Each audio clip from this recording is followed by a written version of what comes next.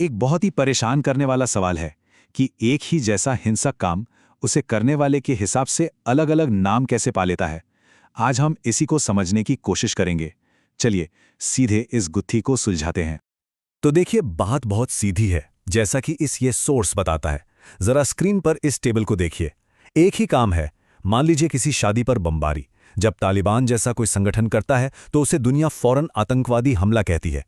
लेकिन जब वही काम अमेरिकी या नाटो सेना करती है तो उसे कोलैटरल डैमेज या एक दुखद गलती का नाम दे दिया जाता है।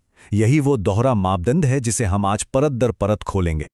तो आज हम इस पूरे मसले को कैसे समझेंगे? हमने इसे कुछ हिस्सों में बांटा है।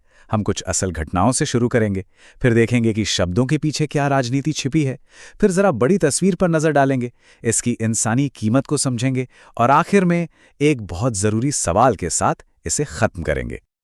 ठीक है, तो चलिए सबसे पहले असल घटनाओं और सबूतों से ही शुरू करते हैं। हमारा पहला केस है काबुल ड्रोन हमला। तारीख थी 29 अगस्त 2021। अमेरिका ने एक ड्रोन स्ट्राइक की जिसमें जमारी अहमदी, जो कि एक एड वर्कर थे, और उनके पूरे परिवार को निशाना बनाया गया। और इस एक हमले की कीमत 10 आम नागरिक मारे गए, जिनमें 7 मासूम बच्चे थे। और जानते हैं इस पूरी घटना को आधिकारिक तौर पर क्या नाम दिया गया? एक दुखद गलती। बस 10 जाने जिनमें 7 बच्चे थे, और उसे सिर्फ एक गलती बताकर पल्ला झाड़ लिया गया। अब दूसरे मामले पर चलते हैं।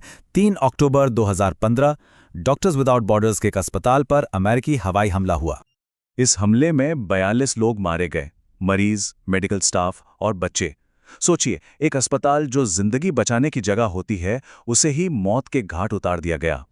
और इसके लिए क्या वजह बताई गई? फॉग ऑफ वॉर, यानी युद्ध का कोहरा। मतलब जंग में तो ऐसा हो जाता है। और जैसा कि सोर्स बताता है, इस घटना के लिए किसी पर कोई कानूनी कार्रवाई नहीं हुई। 42 मौतें और कोई भी जिम्मेदार नहीं। हमारी लिस्ट में आखिरी केस स्टडी है 2008 का अजीजाबाद हवाई हमला, जहां एक शादी की पार्टी पर बमबारी कर दी गई। इस हमले में 47 आम लोग मारे गए, जिनमें 39 औरतें और बच्चे थे। एक जश्न का माहौल था जो एक ही पल में मातम में बदल गया। और इसका आधिकारिक कारण एक खुफिया गलती। तो अब तक आप पैटर्न समझ ही गए होंगे। एक भयानक हिंसक घटना, बड़ी संख्या में आम लोगों की मौत, और फिर एक ऐसा आधिकारिक लेबल जो आतंकवाद या युद्ध अपराध जैसे शब्दों से कोसों दूर हो। तो सवाल ये उठता है कि ऐसा होता क्यों है? क्यों ये लेबल इतने अलग अलग होते हैं? चलिए अब इस सिस्टम को और गहराई से समझने की कोशिश करते हैं। जरा स्क्रीन पर आतंकवाद की आधिकारिक अमेरिकी कानूनी परिभाषा देखिए।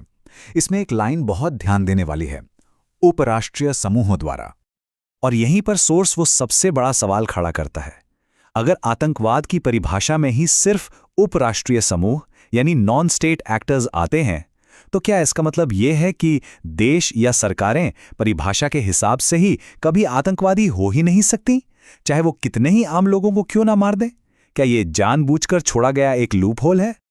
अब इस विश्लेषण को थोड़ा और आगे बढ़ाते हैं और देखते हैं कि ये सब दुनिया के मंच पर कैसे काम करता है और इसमें भारत का क्या नजरिया है, जैसा कि सोर्स में बताया गया है। यहां सोर्स एक बहुत बड़े पाखंड की ओर इशारा करता है। जब पाकिस्तान समर्थित आतंकी संगठन भारत में हमला करते हैं तो अमेरिका उसे क्रॉस बॉर्डर टेररिज्म कहता है।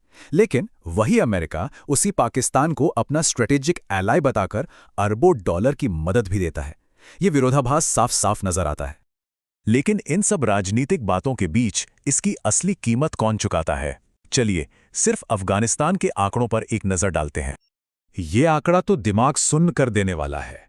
2001 से 2021 के बीच अफगानिस्तान में 46,000 से ज्यादा आम नागरिक सीधे तौर पर मारे गए।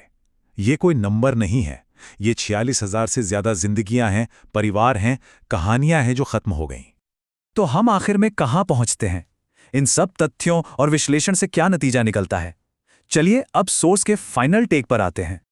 तो सोर्स का अंतिम फैसला क्या है? वो बिल्कुल साफ है। आतंकवाद के सारे पैमाने इन घटनाओं पर एकदम फिट बैठते हैं। लेकिन आतंकवादी का लेबल, वो सिर्फ कमजोरों के लिए रिजर्व रखा गया है। जो ताकतवर हैं उन्हें तो मेडल मिलते हैं, माफी मिल जाती है और उन पर फिल्में तक बन जाती हैं। एक ऐसा सिस्टम है जहां ताकत ही सच तय करती है।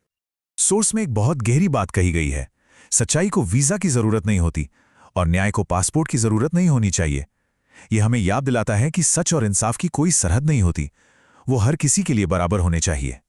और आखिर में ये सोर्स हम सबके सामने एक सीधा और छुभने वाला सवाल छोड़ जाता है। इस दोहरे मापदंड को देखने और समझने के बाद क्या चुप रहा जा सकता है? ये सवाल इस विश्लेषण का अंत भी है और शायद एक नई बहस की शुरुआत भी।